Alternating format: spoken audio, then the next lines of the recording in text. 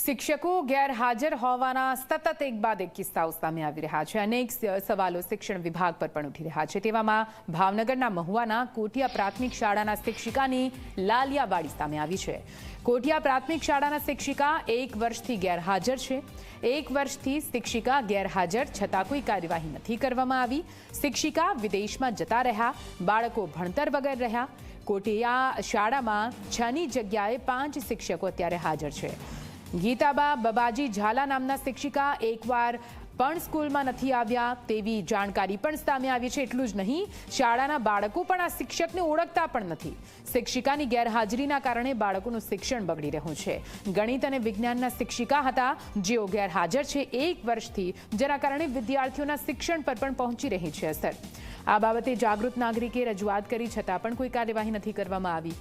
શિક્ષિકાને અત્યાર સુધીમાં તંત્રએ 3 નોટિસો પણ ફટકારી છે। વિદેશમાં વસેલા શિક્ષિકાએ એક પણ નોટિસનો જવાબ નથી આપ્યો।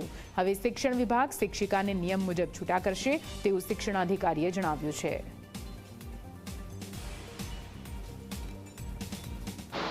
ગીતાબેન બબાજી ઝાલા છેલ્લા 1.5 વર્ષ પહેલાં હાજર થયેલા, પછી એ નોકરી ઉપર આવ્યા જ નથી।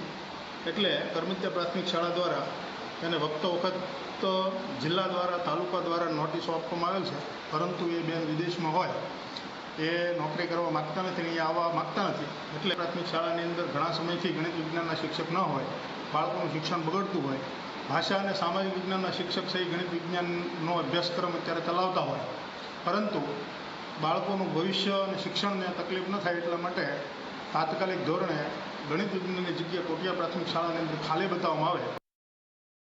ગીતાબા બબાજી નામના શિક્ષિકા છેલ્લા 1 વર્ષથી વિદેશ ગમન કરેલ છે।